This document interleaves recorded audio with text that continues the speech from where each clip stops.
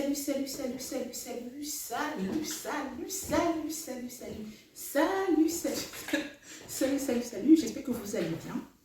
Vous souhaitez déposer votre demande d'asile et vous vous questionnez quelle est la ville indiquée pour déposer sa demande d'asile. Est-ce que si je vais à Paris, est-ce que si je vais à Toulouse, est-ce que si je vais à Nantes, ma demande d'asile risque d'être acceptée rapidement ou alors il faut que je choisisse une petite ville? Dans cette vidéo, je vais vous apporter mon point de vue sur ce que je pense sur le choix des villes, qui est pour moi une question totalement absurde parce que la loi du 29 juillet 2015 n'autorise plus. C'est-à-dire que vous allez à Paris déposer votre demande d'asile, vous serez peut-être appelé à être orienté dans une autre ville, hors de Paris, hors de région, hors de la région Île-de-France. Donc, choisir la ville, je ne pense pas que ce soit un critère...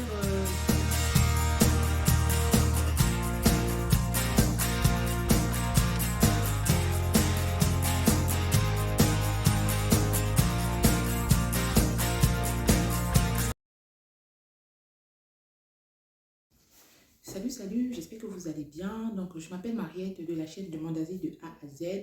Je reviens aujourd'hui, comme convenu, avec une nouvelle vidéo où je vais échanger avec vous sur une question qui m'a été posée par une internaute qui m'a demandé est-ce que je pourrais faire une vidéo où je parle des villes indiquées pour déposer une demande d'asile.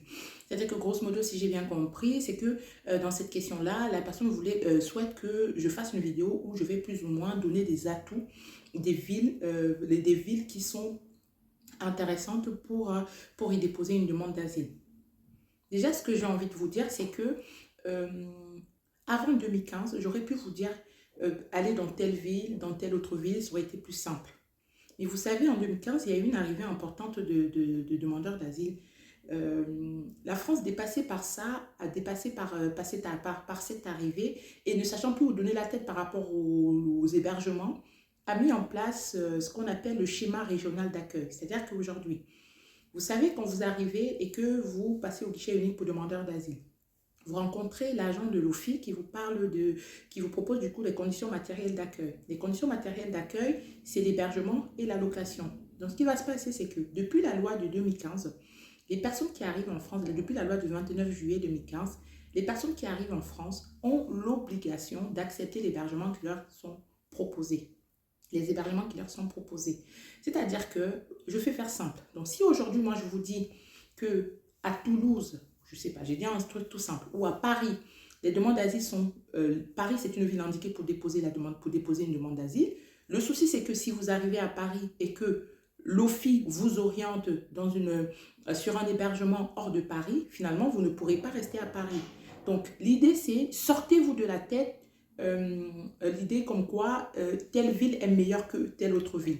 Dites-vous toujours que moi, ce que j'ai l'habitude de dire et le conseil que je donne tout le temps, les grandes villes ont leurs avantages et leurs inconvénients. Les petites aussi.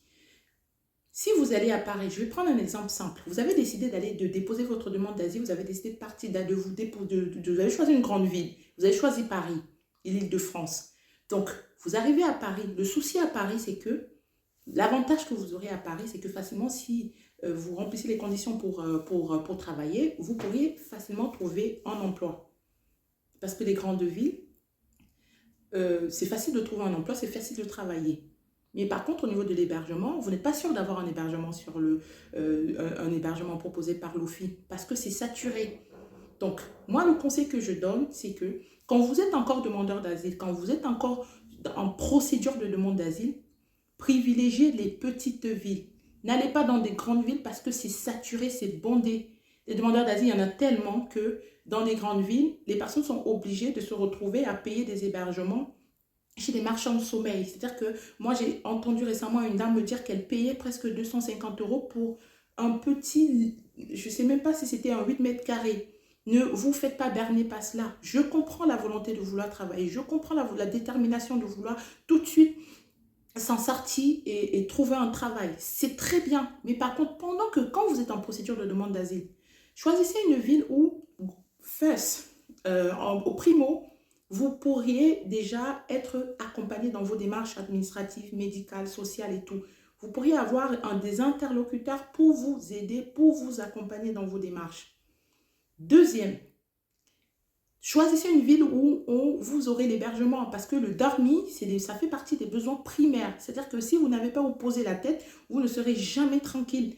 Même si vous avez du travail et que vous n'avez pas où poser la tête, c'est très, très, très complexe. Donc, c'est pourquoi, moi, le conseil que je donne en deuxième, c'est d'accepter un hébergement qui vous sera proposé. Ne soyez pas butés sur des villes. J'ai trop de personnes qui me disent, oui, mais moi, j'ai envie d'aller à Toulouse, moi, j'ai envie d'aller à Paris, moi, j'ai envie d'aller à Nice. Toutes ces villes-là, elles sont belles. Mais sachez que quand vous êtes en procédure de demande d'asile, vous ne pourriez pas savourer ces villes-là tant que vous n'avez pas d'hébergement. Si vous décidez, imaginons, moi j'ai fait une vidéo récemment où je vous parlais des villes quand on est transféré et que l'OFI nous propose un hébergement. Vous voulez bien avoir une place d'hébergement à Paris, mais le problème c'est que cette place-là, il n'y aura pas de place qui va se libérer tout de suite. Donc vous allez vous retrouver hébergé à gauche et à droite. Et vous n'aurez pas le calme dont vous avez besoin pour pouvoir vous poser et commencer à réfléchir sur votre projet de vie. Donc, si vous avez besoin de travailler, tout est question de quels sont vos projets.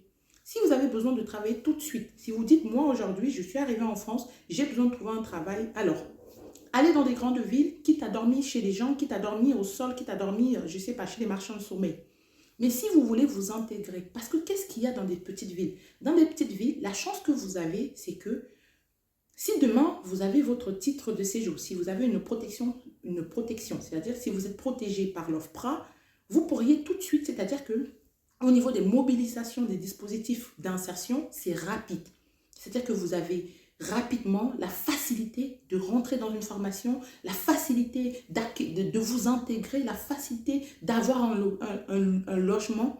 Alors que dans des grandes villes, j'ai vu des personnes protégées qui sont en colocation. C'est-à-dire que colocation parce que le parc locatif dans des grandes villes est saturé, est bondé. Et de ce fait-là, vous n'aurez pas la possibilité d'avoir un hébergement, un logement facilement.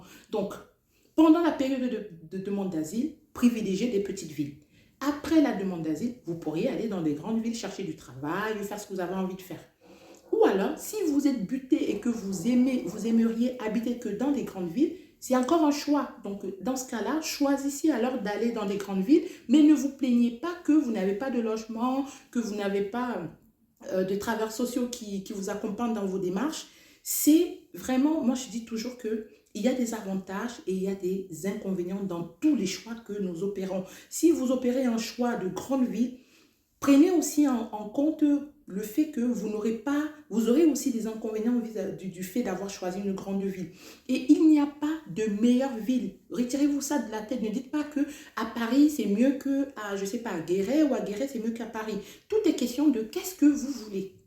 Parce que si vous voulez aujourd'hui, il y a quand vous dites, si vous êtes arrivé à Paris et que l'OFI vous a proposé un hébergement à Guéret, vous avez l'obligation d'y aller. Donc, cette histoire de choisir la ville, quelle est la ville indiquée pour y déposer une demande d'asile? Finalement, moi j'ai envie de vous dire, c'est une question où je n'ai pas envie de vous dire que je pourrais vous aider dans cette question-là. Je ne pourrais pas y répondre parce que dans tous les cas, si vous choisissez Nice et que vous êtes arrivé et qu'on vous oriente dans un hébergement au sud de la France, au nord de la France qui n'a rien à voir avec le sud, vous allez pouvoir dire, ah non, mais j'aurais voulu rester à Nice, mais ça ne change pas. Dans tous les cas, l'Office français pour la protection des réfugiés et des apatrides, c'est à Paris. La CNDA, c'est à Montreuil. Donc, vous serez appelé à vous déplacer à Paris ou à Montreuil pour effectuer votre demande d'asile. Donc, pour pouvoir, effectuer vos entretiens.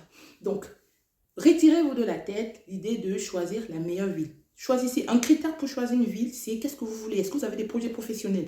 Moi, j'ai vu des personnes arriver en me disant, Mariette, moi, j'ai envie de reprendre mes études. Ok, dans ce cas-là, je choisis une ville où il y a il y a l'université, il y a des universités pour que je puisse rentrer à l'école. Mais si vous n'avez pas ce projet universitaire, vous n'avez pas le projet de reprendre. Il y a aussi des personnes qui me disent, moi, je suis souffrant. Je voudrais aller dans une ville où je pourrais avoir un centre hospitalier à proximité pour pouvoir continuer mes soins. Ça, c'est une raison, ça, c'est légitime. Mais par contre, si vous dites, moi, je veux une grande ville parce que je veux pouvoir visiter la ville. Moi, je connais des gens qui vivent à Paris, pourtant qui ne visitent pas la Tour Eiffel, qui n'ont pas visité tous les lieux, les monuments qui sont à Paris. Donc, dites-vous, à chaque fois que vous choisissez une ville par rapport à votre projet, on ne choisit pas une ville parce qu'elle est belle, on ne choisit pas une ville parce que les habitants, aussi la question des habitants, c'est vrai qu'on va pas, vous n'allez pas choisir une ville où il y a les fascistes, je suis tout à fait d'accord avec vous. Dans le choix de la ville, il faut néanmoins regarder des villes où On sait que voilà, c'est pas une ville où on a 80% de racistes. Ça, je comprendrais. Mais par contre, choisir une ville parce qu'elle est belle, c'est pas beaucoup, c'est pas un critère qui pour moi est légitime. J'espère que cette vidéo vous apporte des points d'éclaircissement, ça vous permet de comprendre du coup la question qui a été posée sur le choix de la ville. N'hésitez pas à me faire d'autres questions, à revenir vers moi si jamais vous avez besoin que je vous apporte du coup des lumières sur d'autres questions.